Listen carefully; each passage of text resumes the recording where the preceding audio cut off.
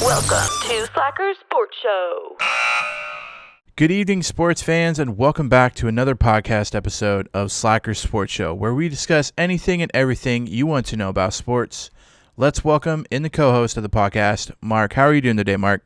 Doing pretty well. NBA's up and going. We'll talk some college sports here, but some things are getting back to normal. College, not so much, but we'll hit on that and NBA, MLB a lot in this episode. Yeah, and so I guess we just need to dive into the college sports, fall sports, and all fall sports, and kind of what's going on there. There's been a lot of conferences, a lot of Power 5 conferences that have elected not to have fall sports. There's some that are still continuing with fall sports, and it's in a weird limbo. The problems that could arise from it is, student athlete health, and then we have student athletes from other conferences and teams that are mad now because they went to play football at this place and now they can't, so they want to transfer out and go to a place that can. And so it's a very weird place that we are in the world in general, but sports, obviously, because sports isn't something that is essential. And then we run into the problem of student athletes getting an education, and they need to be there. They need to choose a school based on their education, not based on a program. And there's just a lot to cover, and it could probably take us 20 podcasts to cover everything and every angle of this. But I think, and you know a little bit more about it because your other job gives you a little bit more insight than just a regular person that watches or is a football fanatic. So we'll start with my opinion, and my opinion is both-sided, and that's mostly because I understand, well, at least I think I understand kind of where both sides are coming from. You got student athletes that want to play, and you've seen on Twitter like Shaq and stuff post about letting the students play, and I get it, but it's also, you have to look on the other side of health. I don't know if the NCAA and these conferences have the money to be able to make sure that their student athletes are healthy, and then you have student athletes that might be coming into the situation that could make it worse for everyone else. And what are we going to do? Are we going to keep all of our fall sports? Are we going to keep all those teams in bubbles, not allow them to go to class? Or are you going to allow them to go to class where a regular student might have it because they're not in the bubble, and then they give it to the performer, and then we're basically at square one? So I don't know how different places are doing it. How the Big 12 and the bigger conferences like that. I'm scared because it's not all about money for big conferences like that. It's really not. A lot of it is based on money, but it's not the sole reason why they decided they want players to be able to have the opportunity to play. You're looking at players that might not be in the best situation if they weren't on the field.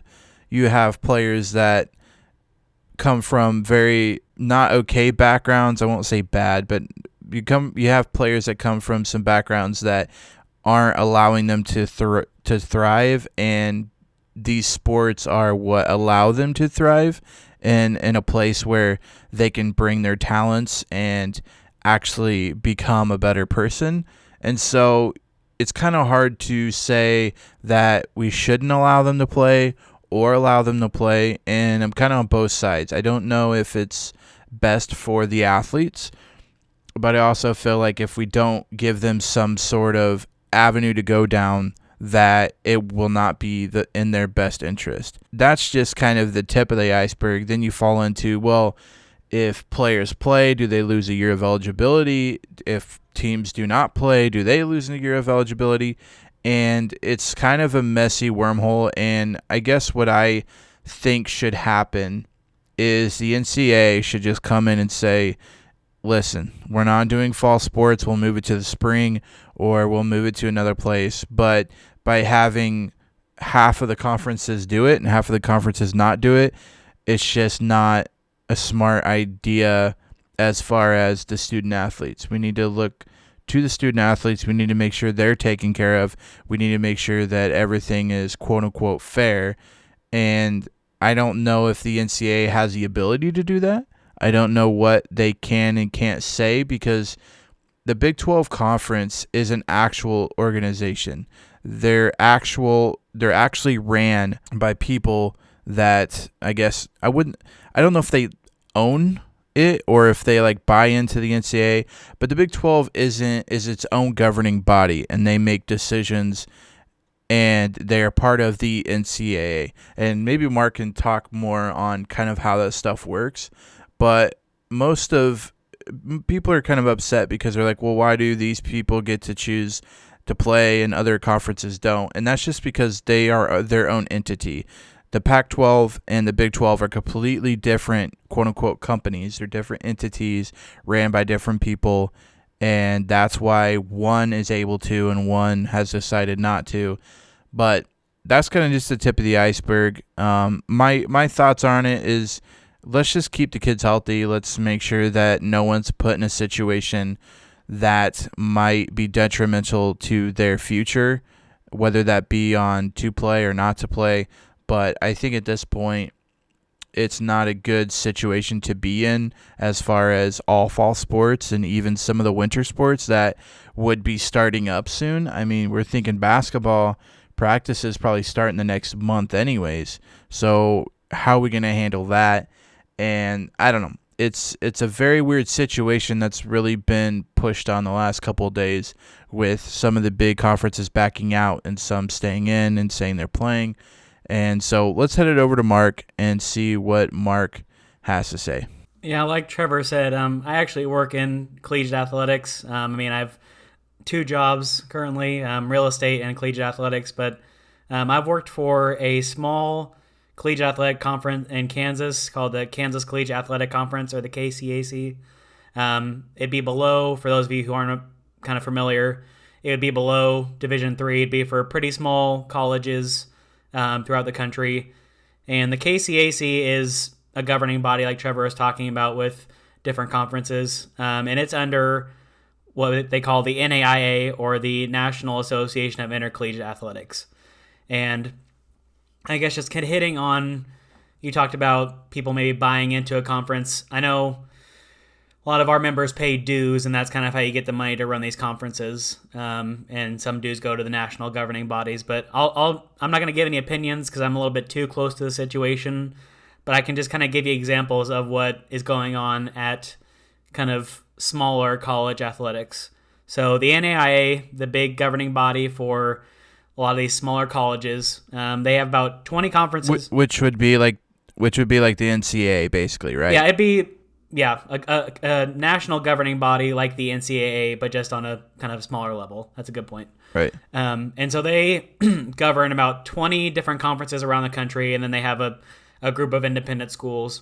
And I mean, they canceled the national tournament for basketball in March as it was going on, and we've kind of been waiting to hear from them, and they've been making decisions since then about what's going to go on. And basically what it's come down to this summer is that they have given those 20 conferences around the country autonomy, or kind of their own power to make the decision on if they want to play in the fall. And our conference, the KCAC, has chosen to do that. The NAIA did postpone all fall championships to the spring. I think they realized that some places are going to be more hotspots than others, and if you're going to get people from across the country together in one location, that could be dangerous. So they postponed all the fall championships to the spring, including football. That was kind of the last one the last domino to fall. But they're still going to allow conferences to decide if they want to compete in the fall if they so choose. And practices and start of games were pushed back roughly 2 weeks. Normally what we call our week 0 for football, which is kind of an optional week if they want to play, is at the end of August, and now the first games we can't play until September 12th. So it's kind of just been giving conferences their own power to make decisions and making sure there are national guidelines, and I won't bore people with those about how many teams have to play to make sure that we have a national championship and stuff, but just kind of giving conferences their own power, because there's different situations in different parts of the country. The KCAC has schools in Kansas City, Missouri, so Missouri side, Oklahoma, and Nebraska. So we may be in less of a hot spot than, say, some of the NAIA schools in California or on the East Coast. So I think that's kind of why the NAIA came down with their decision to let conferences decide for themselves if they're going to play. As far as the KCAC, like I said, we declared our intent to return to play in the fall. There has been, and if you want to look at specifics, you can go to kcacsports.com.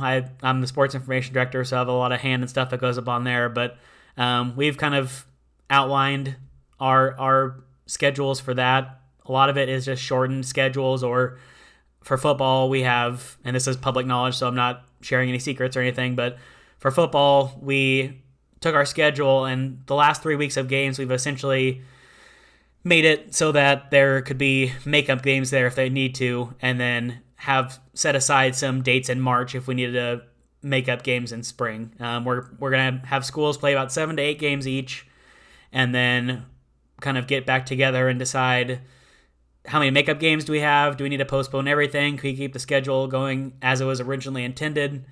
So we've declared our intent to return to play in the fall, but there are some caveats and some coronavirus precautions that we're taking. So that's kind of what's gone on at smaller level schools, and I think we'll kind of move on from college sports to the NBA and have Trevor start off on that. Yeah, so the NBA playoffs are starting soon, and we've got some teams already locked in. As we kind of said last week, there's a bunch of teams that are basically locked in. They're just kind of, I guess, playing to stay in shape and playing just to kind of get extra reps in. And so Western Conference, the playoff picture is basically it's looking a lot more clear than it was last week. Right now, there's 7 teams set, and there's supposed to be 8 teams total in, so that there's still a race for that current 8th seed. Portland is currently the 8th seed, and let's let you talk about Damian Lillard. Yeah, I think I saw a stat today that he's averaged something like 55 or 60-some points in the last 3 games. He's been going off, and a lot of national people that cover the NBA, I don't think are really surprised by this.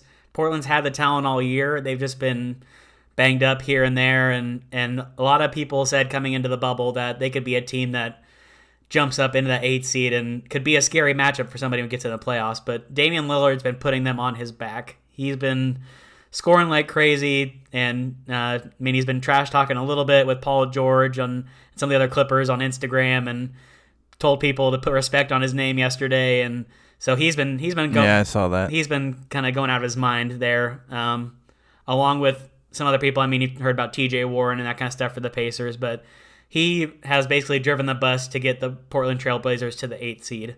And then there's this year, I think we talked about it on several podcasts, but they are going to do some play-in games because everything's so close in the Western Conference. So there's going to be at least one play-in game on the 15th and another one on the 16th if necessary. But you have about 3 teams that are right there with Portland. They're all a half a game back, and that's Memphis, Phoenix, and San Antonio.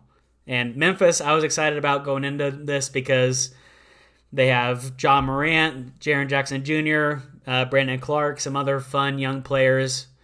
But Jaren Jackson Jr. tore his meniscus. Justice Winslow, been a solid role player in the NBA. He hurt his hip and is out for the rest of the bubble. And so they have a couple big guys missing, and that could definitely hurt their chances. And then Phoenix, I think, has just surprised everybody because no one really took them seriously coming into this. They haven't been that good all year, and then they've been the only team that's gone undefeated, I think, in the bubble. They're 7-0 right now, and if they win, I think it's tomorrow, Thursday, they'll be undefeated in these bubble games and could have a shot at making the playoffs.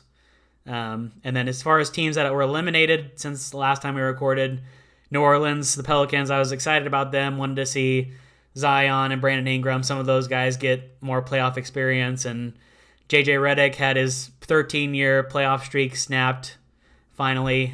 He basically, I think since his career started, he's made the playoffs with every team he's been on. And then Sacramento, not surprising to me, but they were also eliminated. Do you have any thoughts on the West? Well, first of all, I think it's crazy that J.J. Redick has first been in the league for 13 years because I remember him playing at Duke and being so angry because he made every single three-pointer he shot. And he pretty much did that in the NBA as well. And the fact that he went 13 seasons without missing a playoffs is crazy because he's not really like I would call him a role player, but his specific role is to make threes. He's kind of like Kyle Korver, where the reason he's in the NBA is because he can make so many threes. And it's just weird because I wouldn't say that he was on like any like of these crazy teams, but the fact that he's been on teams that have made the playoffs 13 years in a row is crazy. But to get back to kind of what you're saying, there's a time when stars come out, and that's kind of like what Damian Lillard's done. He's obviously one of the stars of the NBA. He might not be as big as LeBron James, but Damian Lillard isn't someone that's I guess like a B-rated player. Like Damian Lillard is one of the best players in the NBA. So for him to kind of do this, like you said, it's not really out of the blue really. It's mostly just like I guess he's turning it on at the right time. And kind of what you said about Phoenix. I don't know where Phoenix came from or how they're doing this. But yeah, I think they're the only team that's undefeated in these games, and I don't really know why their roster is not fully loaded. I don't know if they're just playing good enough to win. I watched a few games where they kind of just ended up winning, and so. But hey, they're choosing their destiny. 7-0. If they keep winning, they might possibly get in. But we'll have to see from the seeding games on August 15th and 16th if it ends up being that. Isn't there just one game left for everyone or something like that? Yeah, there's, recording today on the 12th, there's, I think, 4 games today, and then tomorrow, Thursday, the 13th, is kind of the last big day. I think there's 7 games tomorrow, it looks like. And then on Friday, there's 4 games, but it's all teams that are locked into their spots already. So tomorrow, the 13th, is really the big day because you got those teams that are right on the cusp of being the 8 or 9 seed, Phoenix, San Antonio. They both play tomorrow and could impact the schedule going forward. So still a couple meaningful games, but it's starting to get locked down. Yeah, so pretty much everyone's got about 1 or 2 games left and to make it in. But it's kind of exciting though that a team like Phoenix, who basically barely got onto in the bubble to play, and here they are knocking on the door to try to get in to the playoffs. But going over to the East side, the Eastern Conference, it's pretty much set. I don't think there's anything that could happen that would change the top 8 teams. So the top 8 teams are already in. And which conference do you feel like is stronger at this point going into the playoffs? I think the East has more talent top to bottom, more teams that could scare me from top to bottom. I think the West has better talent up top with the Lakers and Clippers, but I think the East has more teams that could put a fight and maybe take a game here or there in the playoffs. And just kind of as we were recording, I got a Twitter notification that don't know if a lot of people saw, but Giannis headbutted, I think, Mo Wagner. I don't remember what team Mo Wagner's on now, but Giannis is going to be suspended for, I think it's only 1 game. So they already locked in their seeding, not as super important, but just some breaking news on the podcast. Yeah, the East is basically set. Milwaukee's number 1 seed, nothing that can happen there. And then last time when we had talked last week, 7th and 8th seed were still up in the air, but those are solidified with Brooklyn getting the 7th seed or Orlando getting the 8th seed. So, I think there's teams in both conferences that could give you a scare, but I just think the East has more of those teams that could maybe surprise you and get a surprising Eastern Conference representative in the finals. Yeah, I feel like the Western Conference is pretty much kind of set in stone as far as, which teams are going to come out of the Western Conference. Whereas the Eastern Conference, I feel like Milwaukee, as of late, has kind of shown that they can be beat by teams that aren't as good as them. And, I don't know if it's just the bubble play or what's going on, but like Milwaukee is kind of, I felt like lately, really kind of lost how they got there. I think in the last 10 games, they have a 3-7 record, which is not good. So I don't know if really what's going on. And then you look at Toronto, who ended up being 4 games behind them. In their last 10, they went 9-1. So I could see Toronto making it out of that side. I could see the Celtics, the Heat. I don't really feel like anybody in the bottom half really has a chance of making it out. The Magic, they finished 32-40, so they're below 500. They went 5-5 in their last 10. The Nets went 8-2 in their last 10, but they are 35-36 on the season.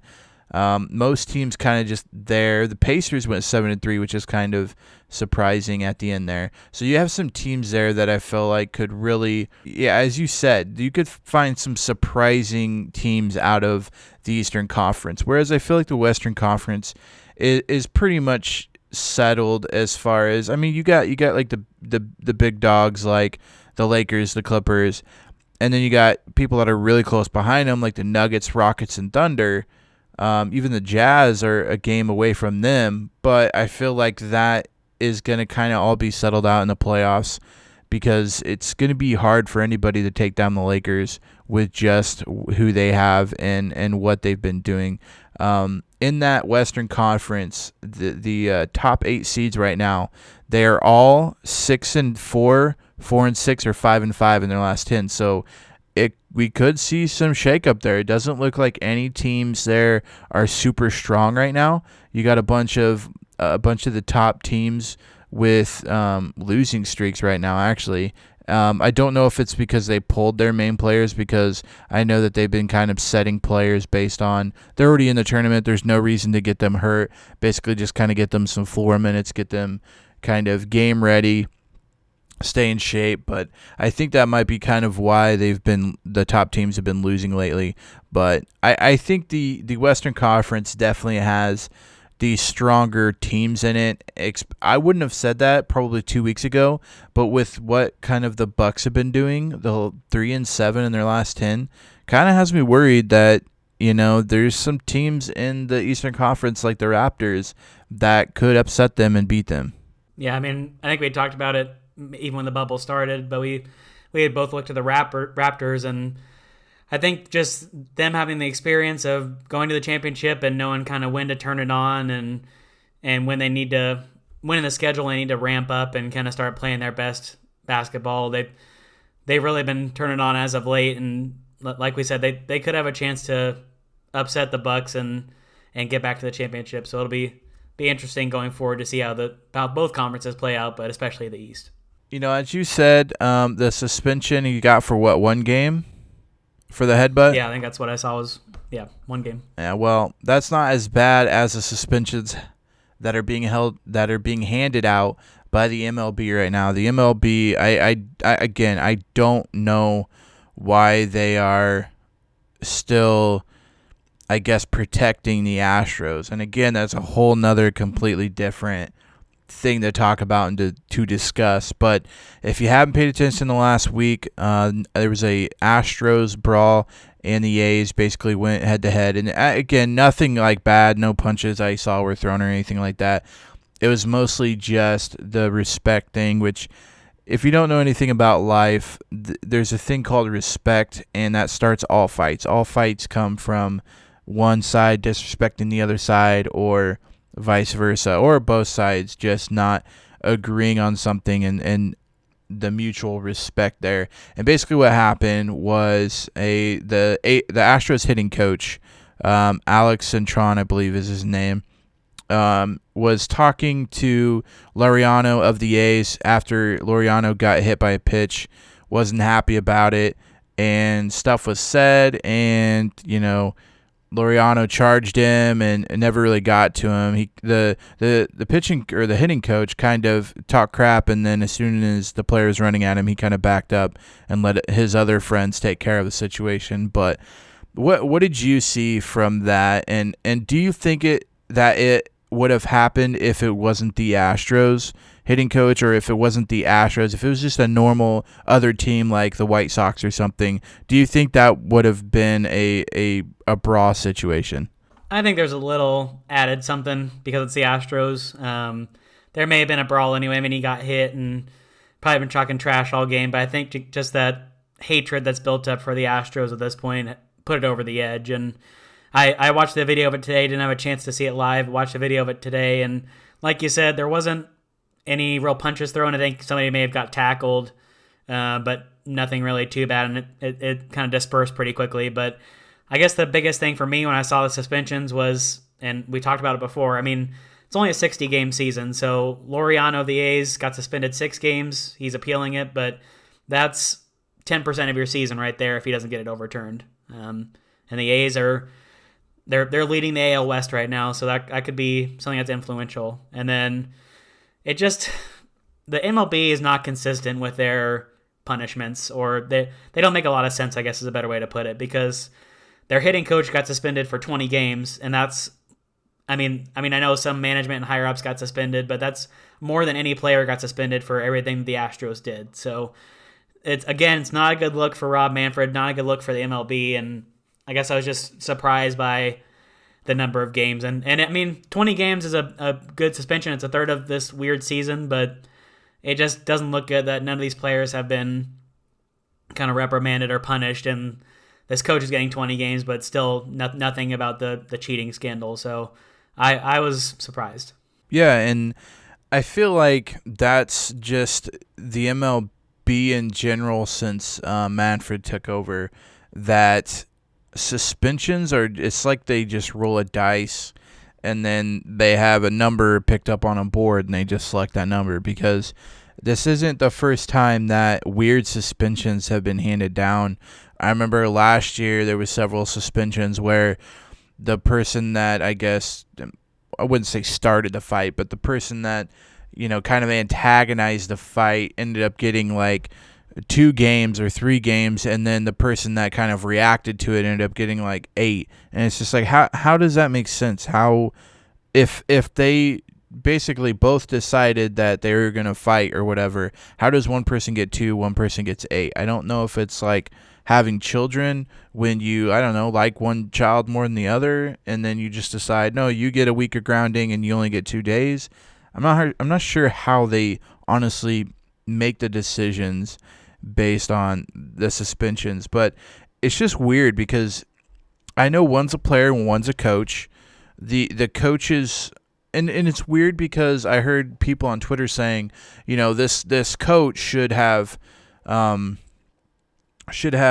more authority and should know better than to do that type of stuff, kind of acting like a child. But you have to remember, these players are almost the same age. I mean, it's not like you're dealing with high school players and coaches that are 50 years old. You're dealing with players that are 30 that know better. It's not that they don't know that they shouldn't be in fights. They know better. And then you got hitting coaches that are, 30s, 40s as well. They're basically the same age. They both know better than to fight and do that stuff. But again, I don't know how they come up with the suspensions. It's weird. It also stinks, as you said. The A's are in first place right now, and they're playing very, very well. And Laureano is a big part of that. And if they lose him for 6 games and, the A's only win 1 or 2 of those, then, they could easily be passed. And Houston is in that division, and I got to be honest with you, I'm really enjoying them losing. But Houston could win easily 10 games in a row. I mean, that team is completely loaded. The Angels right now, they could win 10 in a row easy. They're loaded. They just got to figure out some stuff. And then Seattle, who's at the bottom of their division, is playing very, very well. They've got a couple of young guys that are playing super well for them. So if the A's lose, 5 or 6 of these games that Laureano's not in, I mean, they could be in the bottom quick. So I don't like the huge suspensions. I think, okay, if you're going to say that he gets suspended 6 games for fighting and then he appeals it, okay, drop it down to 3 and be done with it and move on. I don't know if coaches can. I'm pretty sure they can too. Appeal the ruling for the suspension too, and I don't know, knock him down to 10 games, whatever. It's kind of weird though with like a hitting coach because they don't really have to be in the dugout. I mean, yeah, they probably tell players as they're coming in like, "Hey, I noticed you're doing this on your swing," but they could wait till after the game to tell the player that. So I don't really know why the hitting coach needs to be there for these games. So I don't think it's really hurting the Astros at all by not having their hitting coach there. So again, it feels like the Astros are getting the better end of this deal. They're getting a league leader in their division suspended, and all they lose out is their hitting coach, which is not really a coach that goes onto the field and helps your team win. So I don't know. It's just a big mess, and the Astros thing in general just irritates me.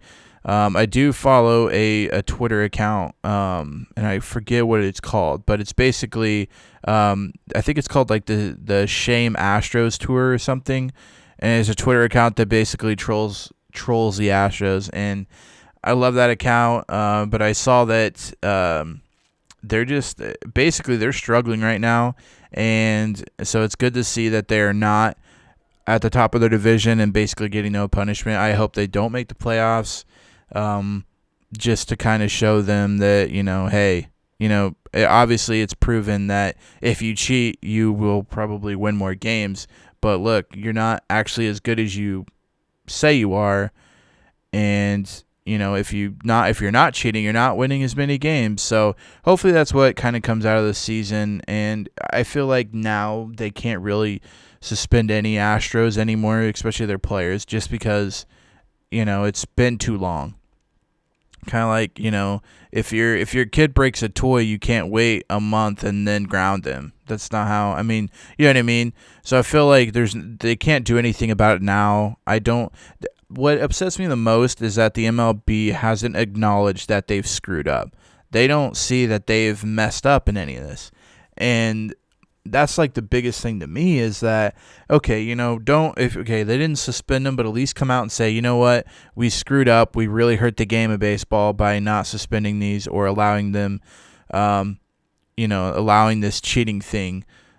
But they haven't done that. They haven't said, no, we've screwed up. We're sorry. We'll be better the next time. They haven't done that. They've basically just said, whatever, we're not listening to you. And I think that's the main thing, especially for people that love the game of baseball, is that's what they're upset about. But again, I don't see Manfred being there in the next 2 years. I would assume this year, after the season's over, there's going to be people wanting his head. So I don't expect him to be around for too long. I just hope he doesn't ruin the game too much to be overturned by the next person that has to come in. And we've been spoiled with who we've had in the past, and all of the big, we've had great leaders in NBA. We've had great leaders in the NFL. We've had great leaders in the MLB. So it's kind of weird to kind of have someone that's actually not been good for the game, because we've had so many before them really help the game along. So that's kind of weird, but we're in weird times, so why not, right? Yeah, and like you said, it's weird seeing the NBA with Adam Silver, who a lot of people really admire, and then at the same time you have Rob Manfred, who is pretty universally hated outside of maybe the owners that he's making money for. But Trevor kind of hit on this as he's talking about the A's and the Astros, but we figured it was a good time to kind of go through the division standings in baseball. Most teams are between 15 and 20 games. The Cardinals, with their COVID-19 stuff, have only played, I think, 5 games as of this recording, and some other teams are maybe not getting to that 15-game mark, but we're about a quarter to a third of the way through the season, and I won't go through every team, kind of just go through division leaders, and like we've talked about, if a team goes on a run, it could really change the whole playoff picture, because most of the divisions are only separated by about 5 or 6 games. So if anybody the division leader and then the bottom of the division is only separated by 5 or 6 games. So if somebody goes on a run, they could go from worst to first really quick. I think the biggest difference between a division leader and the bottom team of the division right now is the NL Central.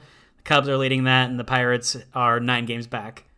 But most of these other divisions, you could see somebody making a run. So American League East, not surprised. We both thought the Yankees would be good this year. They're leading the division there. Got a couple teams within 2 games behind them. AL Central, they actually are all pretty close. Top 4 teams are only separated by a game and a half. Twins are leading that, followed by Detroit, Cleveland, and the White Sox. Our Royals are in last, but again, are only 4 games back, so that could change quickly if they went on a run.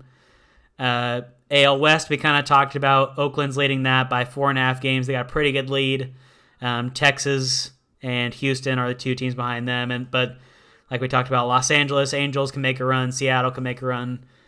Then the National League, Marlins, and again, they haven't played maybe the same number of games as everybody else, but they are, looks like, tied the way ESPN has it figured up with the Braves. I mean, the Braves have played more games, but just as far as the games back, they're the same. So Miami and Atlanta both leading the NL East. NL Central, I kind of hit on. Chicago's kind of running away with that one, but has a group of 3 teams right behind them that could make a run. And then Colorado is leading the NL West, but has the San Diego Padres and the Dodgers behind them, but only 1 game back. Do you have any teams that are surprising you that you're surprised at the top of the list, or teams that are struggling that you thought would do better? Kind of where are you at as we look at the division standings? Well, most of them I would say I was kind of thinking that it would happen that way. I know a lot of people are surprised about Boston being 6-11 and a bottom of the division. In that division, the only thing that I was surprised about is Baltimore being 8-7, being the worst team in baseball last year, and now they're 8-7. So again, it's a small sample size, but this is a small season. So a team like that, could make the playoffs. Who knows? I saw a thing today that if they stopped the season today, what the playoffs would look like compared to last year. And I think was it 8 teams that were there last year, there would only be 2 or 3 teams in it right now this year. So Boston at 6-11, a lot of people are surprised. I'm just not, because they got rid of Betts. They're not really in a place to go after a championship. So that's not really surprising me. The Royals kind of surprising me this year. They're 7-11. They've been playing really, really well lately. They won 4 in a row, and so I don't know. And they beat Minnesota. They won 4 in a row, or they beat Minnesota 3 in a row in a 3-game series. So Minnesota, who's on top of the division, got swept and lost 3 games to the person at the bottom of the division, and that's what has kind of been happening this year. There's just a lot of teams that are, again, playing well. And then since this isn't a huge season, you're not going to see the teams that finish the season 162. You're going to see teams finish, like, I don't know, what is 60 games? So like 36-24 is going to be a good season. And, you multiply that out and you're going to get the 100 and, because baseball is not really a sport where a team goes, like NBA, where they go like, 70-12. That doesn't happen in the MLB. The MLB in baseball is a very up and down game, to where there's just going to be a lot of teams around the 500 mark, and that's how it's going to be. And especially with a shortened season, you don't have the time to have the great teams go on huge runs. They're still going to be around the 500 mark like everyone else.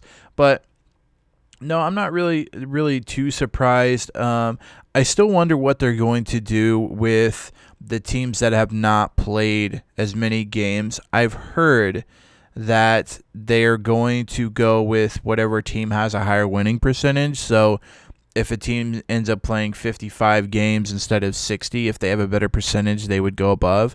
But I also don't know how far along that tiebreaker goes. And I don't know if there's a certain amount of games they have to play. Because St. Louis right now has only played, 5 games?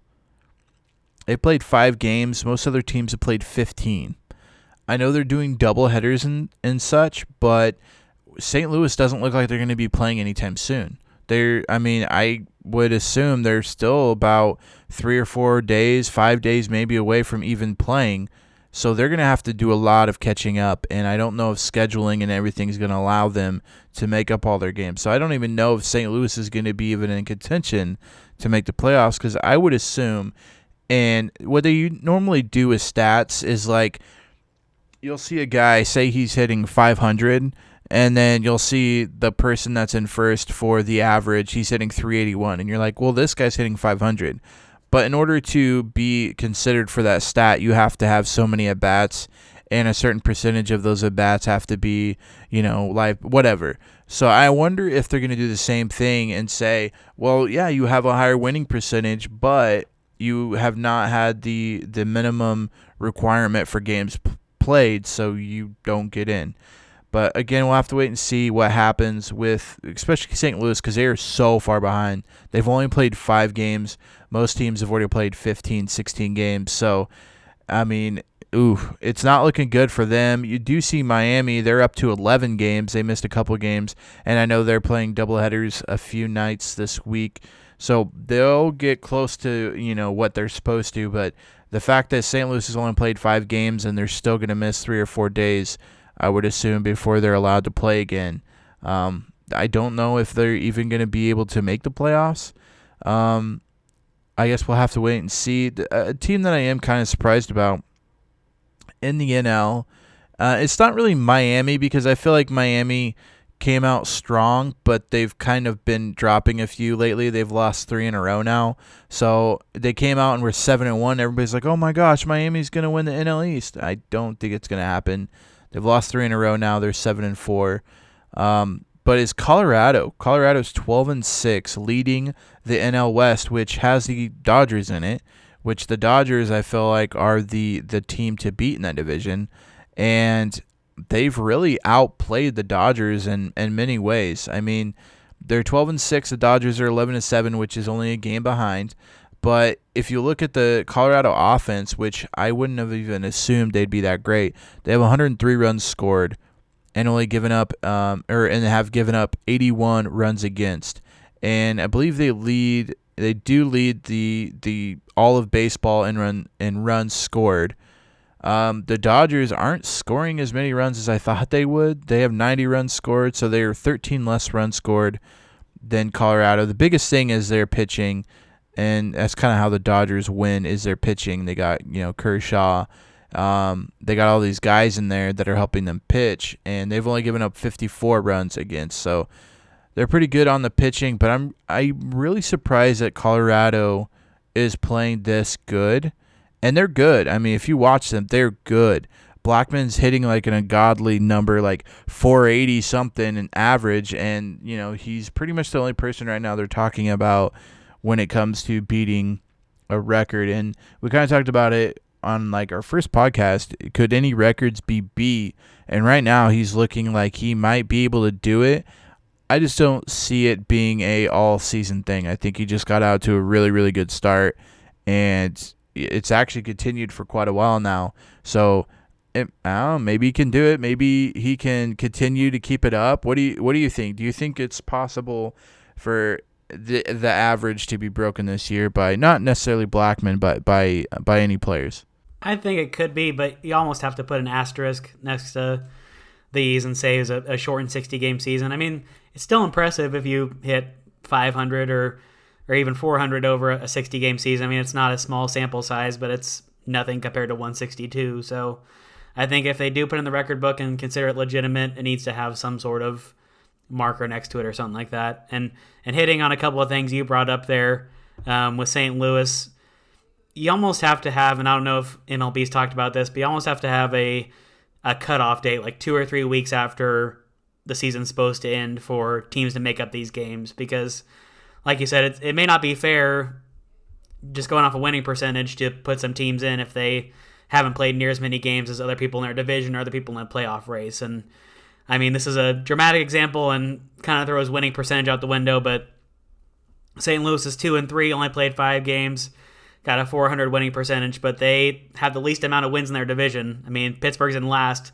and they have 3 wins, 1 more than St. Louis. So, I mean, you could have a legitimate argument saying, like, we won more games than they did. How is this fair? So, I think baseball, and I mean, I've probably missed some news about this, but I think they need to come out with a definitive kind of playoff structure and how this is going to work, because, like you said, St. Louis may not be able to make up as many games as they need to, and that's something that could throw a wrench in a playoff picture. So, do you have anything else baseball-wise that you're thinking about? No, I think that's going to do it. And normally we have some NFL stuff, but right now there's really nothing crazy going on in the NFL. And, this podcast has been long enough.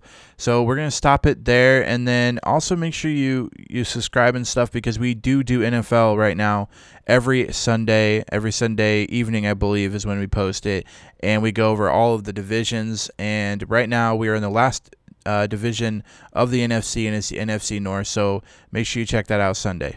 Yeah, we'll have those coming every week up until the start of the football season. And like Trevor said, thanks everybody for listening to another episode. We really appreciate you guys, and would love to get your feedback, and love for you to subscribe wherever you get your podcasts, Apple Podcasts, Spotify, wherever you're listening.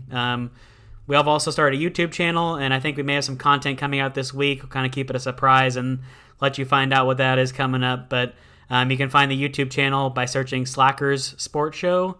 You can also follow us on Twitter for updates on sports, any little nuggets or news we find interesting, or just kind of stories we find interesting by searching @Slackers Sports.